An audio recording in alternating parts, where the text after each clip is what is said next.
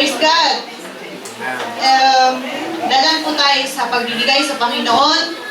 Kaya, buklatin ninyo ang Biblia ninyo sa 2 Corinthians 9, 7, 8. Kasi, Spanish to, kaya dapat yung buksan ang Biblia ninyo. Okay? Yan, babasahin ko. Cada uno debe dar según lo que haya decidido en su corazón, no de mala gana ni por obligación, porque Dios ama al que da con alegría. Y Dios puede hacer que toda gracia abunde para ustedes, de manera que siempre en toda circunstancia tengan todo lo necesario y toda buena obra abunde en ustedes. Amén.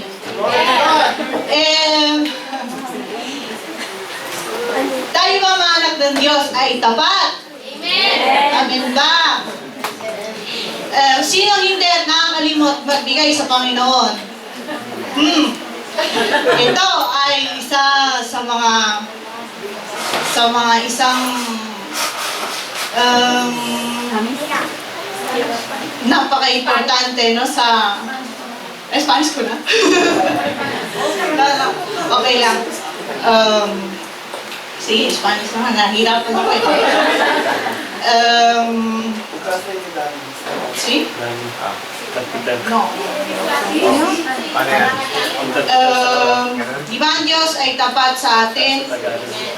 So, dapat tayo magbigay din ng para sa Kanya dahil napakaliit lang siguro ang may bibigay natin sa Kanya, di ba? Ito yung tinatawag na yung 10%, ang 10%.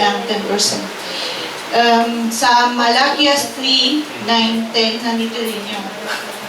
Ustedes, la nación entera, están bajo gran maldición. Pues a mí, a quien están robando, traigan íntegro el diezmo para los fondos del templo, y así habrá alimento en mi casa. Pruébenme en esto, dice el Señor, y vean si no abro las compuertas del cielo y derramo sobre ustedes bendición hasta que sobreabunde. Di ba yun naman din natin na mamuhay ng isumpa? Di ba? Lalo na po sa mga nasawa. Uy, hangat-hangat na. Kasi mga blessings ng Panginoon, binibigay niya. Pero baka mamaya pag-aawayin niyan. Di ba? Bigyan kayo ng malaking bahay, pero baka may sabihin nila, ako ang nagpatayunan. Makasarili. No? Pero itong 10% na to ay parang bigay na yan ng pagiging humble sa ating pagiging humble natin, na ang inuna natin at iniisip natin na ang Panginoon na lahat ang nagbibigay, di ba? Amen po ba? Amen! Sabi ni Hans, ito yung isa sa mga bagay na patotoo. Kasi sabi namin, kung ano man ang mapuntang pera sa amin, sabi ko, bibigyan natin yung 10%, sabi ko. Nung sa kasal namin, meron kaming yung mga nagregalo ng pera. Sabi ko, bigyan natin din yung 10%.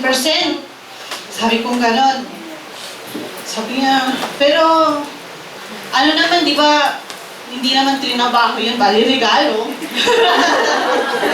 Regalo yun, ba't yung bibigay? No, sabi ko, bigay natin yung 10%, sabi ko. Nung pagkatapos ng wedding, kailangan natin tumingin ng bahay. Sabi ko gano'n. Tinignan namin yung bahay, may dalawang pamilya rin na nagtingin doon at nag-offer ng 800, 750. Sabi ko, magandang bahay, malaki. Sabi ko, pero hindi sa atin ibibigay ito. Kasi malaki. Nung tumawag yung may-ari, sabi niya, sa inyo namin ibibigay yung bahay, sabi niya. Sabi niya, 650 ang upa ninyo. Sabi niya, sabi ko, pwede naman ibaba ng konti. Sige, sabi niya, 625. O sige, sabi ko, praise God. Sabi ko, kasi favor ng Panginoon to, sabi ko. Kaya, maging tapat tayo sa Kanya. Amen! Glory to God!